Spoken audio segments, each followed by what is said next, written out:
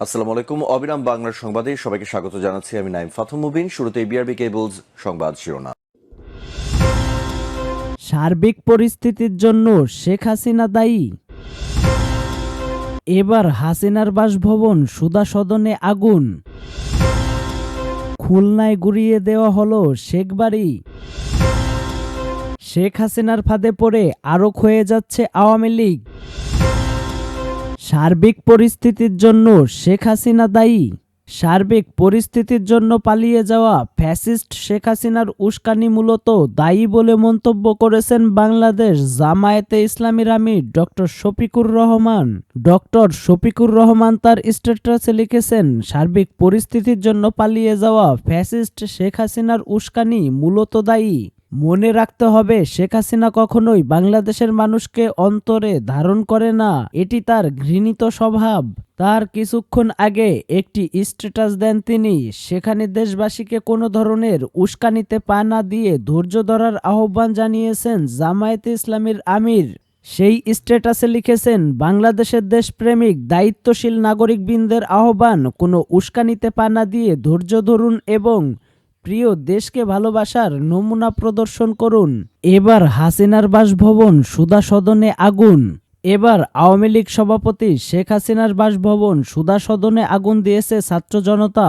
বুধবার রাত 11:15টার দিকে আগুন দেওয়া হয়। ফায়ার সার্ভিসের একটি সূত্র এ তথ্য নিশ্চিত করেছেন। শেখ হাসিনার বাসভবন রাজধানীর ধানমন্ডি এলাকার 5 নম্বর সড়কে অবস্থিত। গত 5 আগস্ট হাসিনা সরকারের পতনের পর থেকে সুধা সদন পুরোপুরি খালি ছিল। এরপর আজ শেখ হাসিনার বক্তৃতা ইস্যুতে বিক্ষুব্ধ হয়ে ওঠা ছাত্র জনতা। পরে তারা প্রথমে ধানমন্ডি 32 নম্বরে শেখ মুজিবুরের বাড়িতে আগুন দেয়। এরপর শেখ হাসিনার বাসভবন সুধা সদনে আগুন দেওয়া হয়। শিক্ষার্থীরা বলেন, যারা ছাত্র হত্যার সঙ্গে জড়িত ছিল সেসব ফ্যাসিস্টদের কোনো চিহ্ন বাংলাদেশের মাটিতে রাখতে চায় না। অবিলম্বে শেখ হাসিনাকে দেশে ফেরত এনে শাস্তির ব্যবস্থা করতে হবে। নিষিদ্ধ সংগঠন কোনো কর্মসূচি বাস্তবায়ন করতে দেওয়া হবে না। এর আগে নিষিদ্ধ ঘোষিত ছাত্র সংগঠন ছাত্রলীগের নেতাকর্মীদের সঙ্গে হাসিনা ভার্চুয়াল অধিবেশনে যোগদানের ঘোষণা দেন। এর প্রতিবাদে বুধবার রাত 9টার দিকে লং মার্চ টু ধানমন্ডি 32 কর্মসূচির ঘোষণা দেয় রেজুলেশন ভিত্তিক অ্যাসোসিয়েশন। এছাড়া গতকাল সন্ধ্যায় ছাত্র জনতার আন্দোলন নামে ফেসবুকে বিভিন্ন পেজে কর্মসূচির ঘোষণা দিয়ে পোস্ট করা হয়। খুলনায় গুড়িয়ে দেওয়া হলো শেখবাড়ি। শেখ হাসিনার অনলাইনে ভাষণের ঘোষণা দেওয়ার প্রতিবাদে বুধবার রাতে খুলনার শেখবাড়ি গুড়িয়ে দিয়েছে ছাত্র জনতা। রাত 9টার দিকে শেখ হাসিনা ও আওয়ামী লীগ বিরোধী স্লোগান দিয়ে বাড়িটি গুড়িয়ে দেয় ছাত্র জনতা। এরপর বুলডোজার এনে বাড়িটি ভেঙে গুড়িয়ে দেওয়া হয়। এর আগে ছাত্র সমাজের উদ্দেশ্যে শেখ হাসিনার অনলাইন ভাষণের ঘোষণা প্রচারিত হওয়ার পর পাল্টা কর্মসূচি দেয় বৈষম্য বিরোধী ছাত্র আন্দোলন। খুলনা সহ দক্ষিণাঞ্চলের ক্ষমতার কেন্দ্রে থাকা শেখবাড়ি ভাঙচুরের জন্য বুলডোজার মিছিল এর ডাক দেয় তারা। গভীর রাত পর্যন্ত চলে ভাঙচুর। গত বছরের 5 আগস্ট শেখ হাসিনার পতনের আগের দিন 4 আগস্টই খুলনায় শেখবাড়িতে হামলা চালায় ছাত্র জনতা। সেদিন ছাত্র জনতার ক্ষোভে দফায় দফায় ভাঙচুরের পর আগুন দেওয়া হয় বাড়িটিতে। বুধবার বিকাল থেকে খুলনার বৈষম্য বিরোধী ছাত্র আন্দোলনের একাধিক সমন্বয়ক তাদের ফেসবুকে শেখবাড়ির আস্তানা ভেঙে দাও, গুড়িয়ে দাও পোস্ট দেওয়া হয়।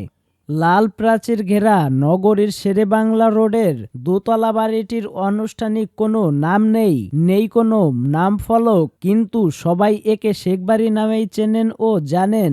ক্ষমতাচ্যুত প্রধানমন্ত্রী শেখ হাসিনার চাচাতো 5 ভাইয়ের বাড়ি এটি।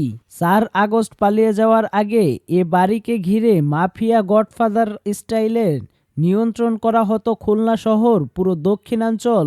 শেখ হাসিনার ফাঁদে পড়ে আরো ক্ষয়ে যাচ্ছে আওয়ামী লীগ। শেখ হাসিনার ফাঁদে পড়ে দিন দিন আরো ক্ষয়ে যাচ্ছে আওয়ামী লীগ। অতীত কর্মকাণ্ডের জন্য অনুশোচনা না করে এখনো বিদ্বেষ ছড়ানো উস্কানিমূলক বক্তব্য দিয়ে চলেছেন শেখ হাসিনা, যা ক্ষোভ অসন্তোষ বাড়াচ্ছে জনমনে। ফলে দেখা যাচ্ছে প্রতিক্রিয়া তা ক্ষতিগ্রস্ত করছে আওয়ামী লীগকেই। গত বছরের 5 আগস্ট ছাত্র জনতার অভ্যুত্থানে ক্ষমতাচ্যুত হন শেখ হাসিনা। প্রধানমন্ত্রীর পদ ছেড়ে পালিয়ে গিয়ে ভারতে আশ্রয় নেন তিনি। এখনো সেখানেই অবস্থান করছেন। ক্ষমতাচ্যুত হওয়ার পর থেকে বিদেশে বসে বিভিন্ন ধরনের উস্কানি ও বিদ্বেষপূর্ণ বক্তব্য দিয়ে যাচ্ছেন শেখ হাসিনা। ফোন কল করে দেশে বিদেশে অবস্থান করা দলের নেতা কর্মীদের সঙ্গে কথা বলছেন। ভার্চুয়াল মাধ্যমে বিভিন্ন দেশে দলীয় কর্মসূচিতে বক্তব্য দিচ্ছেন। নেতাকর্মীদের সঙ্গে তার কথিত এসব ফোনালাপ ফাঁসও হচ্ছে, যেখানে নেতাকর্মীদের উস্কে দেওয়ার পাশাপাশি জুলাই আগস্টের আন্দোলনকারীদের বিরুদ্ধে হিংসা ছড়াতে দেখা যায় তাকে। দীর্ঘদিনের স্বৈরশাসন এবং ছাত্র জনতার আন্দোলন দমনে যে দমন নিপীড়ন ও নির্যাতন এবং হত্যাকাণ্ড চালানো হয়, তার জন্য এখন পর্যন্ত তিনি জাতির কাছে ক্ষমা চাননি। এমনকি এর জন্য তার মধ্যে কোনো অনুশোচনাও নেই, যার প্রকাশ তার বক্তব্যে বিবৃতিতেও বিন্দুমাত্র উঠে আসছে না। শুধু তাই নয়, কথাবার্তা বলার ক্ষেত্রেও তার মধ্যে কোনো সতর্কতা লক্ষ্য করা যায় না। আলোচিত 111 সরকারের অধীনে অনুষ্ঠিত নির্বাচনের মাধ্যমে 2008 সালে ক্ষমতায় বসেন শেখ হাসিনা। বিভিন্ন দলের ঐক্যমতের ভিত্তিতে প্রতিষ্ঠিত তত্ত্বাবধায়ক সরকার ব্যবস্থা বিলোপ করে তিনি 2014 সালে নির্বাচন আয়োজন করলে তা বর্জন করে বিএনপি, জামায়াত সহ বেশিরভাগ রাজনৈতিক দল, যা কুখ্যাতি পায় বিনা ভোটের নির্বাচন হিসাবে। এর ধারাবাহিকতায় জনমত ও বিরোধী দলগুলোর মতামতকে বৃদ্ধাঙ্গুলি দেখিয়ে তিনি 2018 সালে ও 24 সালেও করেন বিতর্কিত নির্বাচন, যা কুখ্যাতি পায় যথাক্রমে রাতের ভোট ও ডামি নির্বাচন হিসাবে।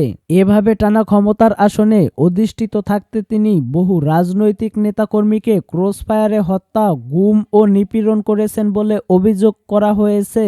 এছাড়া উন্নয়নের আড়ালে দেশকে 18 লাখ কোটি টাকারও বেশি পাচার বা লুটপাট করা হয়েছে বলে বিভিন্ন প্রতিবেদনে উঠে এসেছে।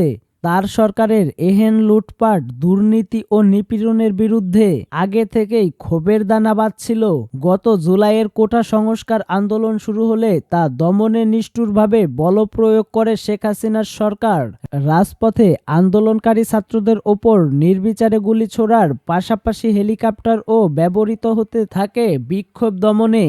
সরকারি হিসাবে জুলাই আগস্টের আন্দোলনে পুলিশ, র্যাব, বিজিবি ও আওয়ামী লীগের ক্যাডারদের হাতে প্রায় 800 মানুষ হত্যাকাণ্ডের শিকার হয়। তবে আন্দোলনকারীদের হিসাবে এ সংখ্যা 2000-এর মতো। শিশু, নারী থেকে শুরু করে নিরীহ জনতার ওপর হাসিনা সরকার খড়গহস্ত হলে আন্দোলন তুঙ্গে ওঠে, যোগ দেয় দলমত নির্বিশেষে সব শ্রেণীর পেশার মানুষ। গত বছরের 5 আগস্ট লাখো ছাত্র জনতা রাস্তায় নেমে এলে শেখ হাসিনা ভারতে পালিয়ে যান। তার আগে পরে পালিয়ে যান আওয়ামী লীগের অনেক নেতাকর্মী এবং সাবেক মন্ত্রী, এমপিরা। শেখ হাসিনার সরকারের পতনের পর 8 আগস্ট নোবেল বিজয়ী অর্থনীতিবিদ ডক্টর মোহাম্মদ ইউনূসের নেতৃত্বে গঠিত অন্তর্বর্তী সরকার জুলাই আন্দোলনে সংগঠিত হত্যাকাণ্ডের বিচারের ঘোষণা দেয়। এদিকে আন্দোলনকারীদের ওপর সশস্ত্র হামলা ও হত্যার অভিযোগে কেন্দ্র থেকে শুরু করে জেলা, উপজেলা, ইউনিয়ন, ওয়ার্ড পর্যায়ে পর্যন্ত আওয়ামী লীগ ও এর সহযোগী সংগঠনগুলোর অভিযুক্ত নেতাকর্মীদের নামে মামলা হতে থাকে।